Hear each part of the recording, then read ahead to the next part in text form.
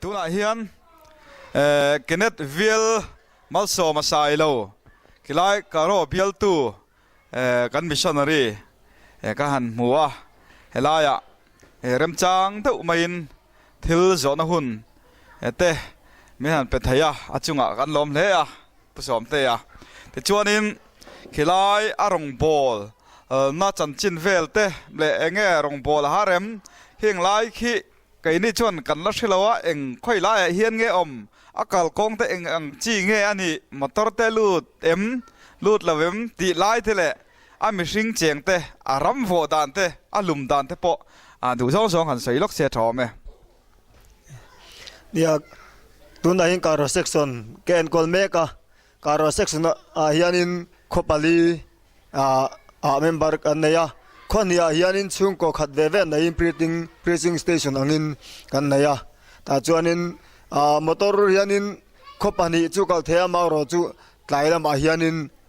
alonga tanga sumorong kal hi lo chana nga china alonga tanga rom full thina wang hianin ke in kal ani thina ke do lir kal nga niya kho bak kho ni motorin kal tanga abak chu ke kal ngai ania karo hi along atanga dar kariat vel kal ani akong ero chu at thashan lawa le tu for lion le min awang te yanin kong block thina chung wang te ro chong kong lama yanin har sanna an tok thina chu ba ka phone signal hi om lava chu wang chuanin information te an report zung te le information a pek te har sa electric hi lo boka solar light an mang thina hetian lama information a pek le inglo lama te yan arsana chu emotion om thina amaro chu ko ran le pathian zara light lama arsana depo kan la problem depo chu ala kyangwa an kan la solve zel depo abai sei om ani anh ấy chọn cái rèn po ala lút lâu thì chọn phone te page signal om don lâu sim thì nan yang atro mobile signal om lâu sim PCO pani oma amaro chu mini khata chenga anla phone chang pon soi du hi soi vat anga chu lo chu phone a hianin man mo do soi vat anga ya chu de lo chu phone man a hianin insen rielo kara kala sen le tu zer thina ilung leng om thì chu vo hek du om thin ve lung chu leng ve do thina amaro chu ko ran te an fela miron klo thina chung kai ka leng boka lung leng loi pathian min siam minom puya kalom thin le ni anh ấy lệ kilai karo mun ve la chuanin eng thin nge rong nge han bola eng ti zong hen nge zinga te leng kwala chuna ten min kom kwal nge eng thin nge member la tur hian in tran ila ka mai lak than te min lo hril ta che tuna kom na bial hi Christian vek de mail almani ko randang unau te chon Christian na intia an thanema Christian do vek ring tu vek angania UP karo phei chon presbyter unau te an lian bera chon mun dang apo Christian omlo na tinan doni polo ering lo tu hi chu omlo nei chu om to me ulava Christian in defect ring to defect ten nia maro chu dang chu kanan kala ko ran te kanan to ko ran dang te yanin pastor ron kal kan ina tong tan meni sakro ron le ro chu dang chu minan soma ta chuanin in mersiatin chuanin koma pathian thu te kan se pui thina chuanin kom khanin member hi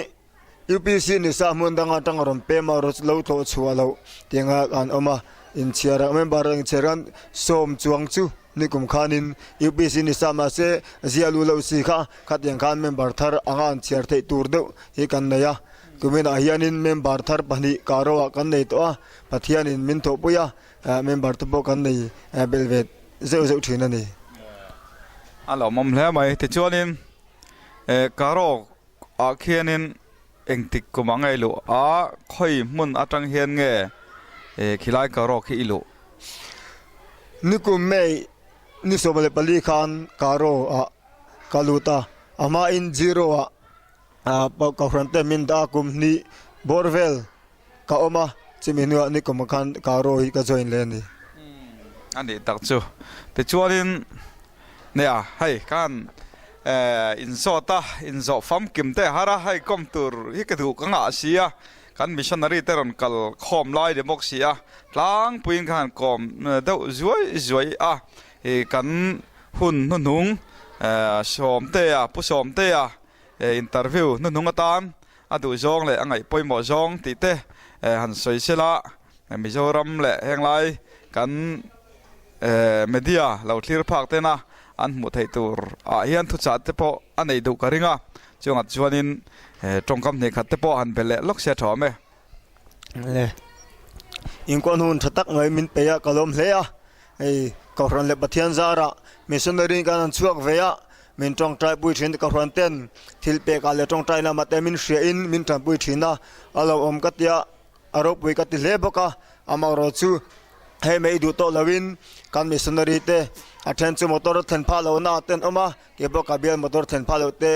then ya ke hian da kar thum da kar li kalangai chuk char chole char dinga kalangai te chu ania kan missionary dan hianin tong trai na ma te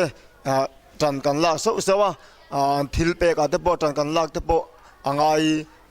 viewing ka khria kan la to a ma la zelila ka du le kan missionary ten mamo tam tak an ne ya an mani ti sa lama baiwa ka aro bon na konga tan man ro thil trul te mamo an ne thina chidinga chairman barten thale man ngai in kan ngai to ngai le zelila ka rong bot tu te tong trai na mei ba ka thil pe te le kong sang in kan tan puin an tan rong kan bot theni ti hria in chitiang lama chuang ke pen zel turin milo thir tu te unau te ka in chang ke som du chewani kalome alo mome